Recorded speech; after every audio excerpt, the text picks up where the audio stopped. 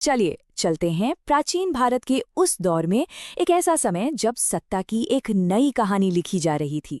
ये वो वक्त था जब छोटे छोटे राज्य मिलकर एक बहुत बड़े, एक विशाल साम्राज्य की नींव डाल रहे थे। तो सवाल ये है कि एक साम्राज्य, एक एम्पायर बनता कैसे है?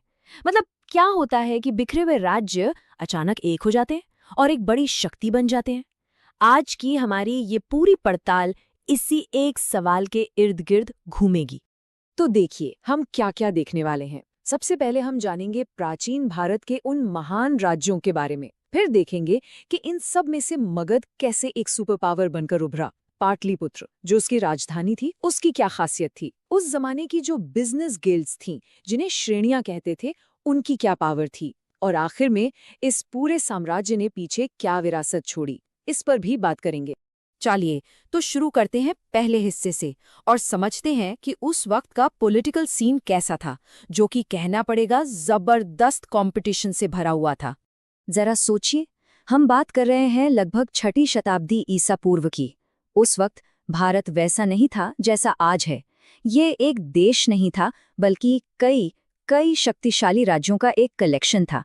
इन्हीं राज्यों को इतिहास में कहा गया महाजनपद, जिसका मतलब है महान राज्य। और जाहिर है हर राज्य की अपनी बड़ी बड़ी एम्बिशंस। तो इन सारे महाजनपदों के बीच एक रेस चल रही थी, और इस रेस में 4 सबसे आगे निकल आए: अवंती, वत्स, कोसल और मगध। अब इन चारों के बीच सत्ता के लिए एक जबरदस्त जंग छिड़ गई।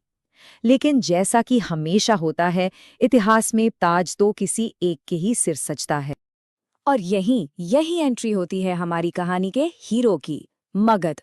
ये सिर्फ एक राज्य के राजा बनने की कहानी नहीं है, बल्कि ये कहानी है कई महत्वाकांक्षी डायनास्टीज की, जिन्होंने एक के बाद एक आकर एक एम्पायर खड़ा कर दिया। देखिए, मगध का साम्राज्य रातों रात या किसी एक राजा ने नहीं बना दिया। ये तो एक पूरी रिले रेस की तरह था, जिसमें कई राजवंशों ने हिस्सा लिया। शुरुआत की हर्यक वंश ने 544 ईसा पूर्व में। फिर बैटन पास हुआ नंद वंश को, उन्होंने इसे और आगे बढ़ाया। फिर आए मौर्य, जिन्होंने इस साम्राज्य को इसकी बुलंदियों पर पहुंचाया। और आखिर में शुंग वंश ने इस विरासत को आगे संभाला।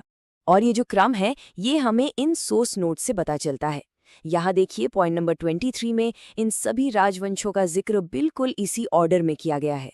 इससे साफ पता चलता है कि कैसे एक के बाद एक डायनेस्टी ने इस एम्पायर को शेप दिया। अच्छा, किसी भी एम्पायर को चलाने के लिए सिर्फ राजा और सेना काफी नहीं होते। एक मजबूत हेडक्वार्टर, एक स्ट्रेटेजिक कैपिटल भी चाहिए। और मगध की असली ताकत का एक बहुत बड़ा सीक्रेट उसकी राजधानी पाटलिपुत्र में ही छिपा था। इन नोट्स का पॉइंट नंबर 6 बताता है कि पाटलिपुत्र को एक किले की तरह बनाया गया था, और वो भी कहाँ? गंगा और सोन नदियों के संगम पर, मतलब बिल्कुल सही जगह पर। इसे बनवाया था अजातशत्रु ने, और ये फैसला वाकई में एक मास्टर स्ट्रोक था।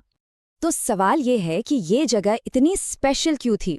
देखिए, पहली बात तो ये कि ये एक तरह का वाटर फोर्ट, यानी जल दुर्ग था। चारों तरफ नदियां, तो हमला करना मुश्किल, मतलब नेचुरल सिक्योरिटी। दूसरी बड़ी बात, जितने भी जरूरी नदी के रास्ते थे व्यापार के लिए, वो सब यहाँ से कंट्रोल होते थे। मतलब पूरा ट्रेड मगध के हाथ में।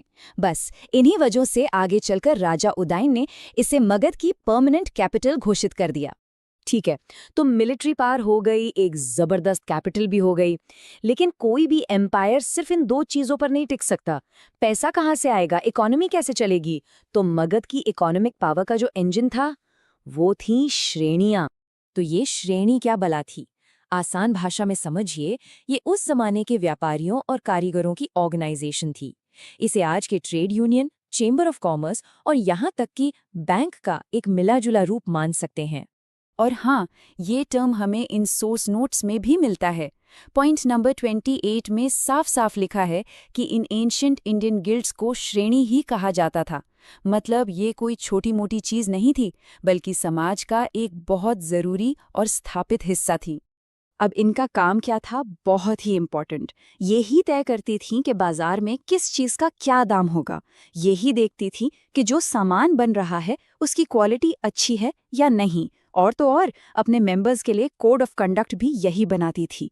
इन सब की वजह से क्या हुआ? एक बहुत ही स्टेबल और ऑर्गेनाइज्ड इकोनॉमी बनी। तो हमने मगध की मिलिट्री, पॉलिटिकल और इकोनॉमिक तीनों ताकतों को देख लिया।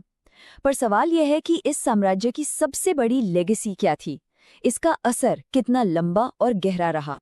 देखिए, सबसे बड़ी बात यह है, मगध ने सिर्फ एक साम्राज्य नहीं बनाया, उसने आने वाले सभी साम्राज्यों के लिए एक तरह का ब्लूप्रिंट, एक फॉर्मूला तैयार कर दिया।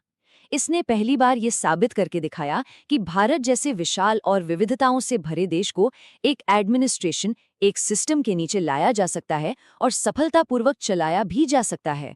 और यहीं पर एक बहुत दिलचस्प सवाल खड़ा होता है। सत्ता को पाने और उसे बनाए रखने के जो तरीके मगध ने अपनाए थे, मतलब सही लोकेशन, इकोनॉमी पर कंट्रोल और जबरदस्त पॉलिटिकल एम्बिशन, क्या ये सारे पैटर्न आज भी हमें दुनिया की बड़ी बड़ी ताकतों में देखने को नहीं मिलते? इस पर सोचिएगा जरूर।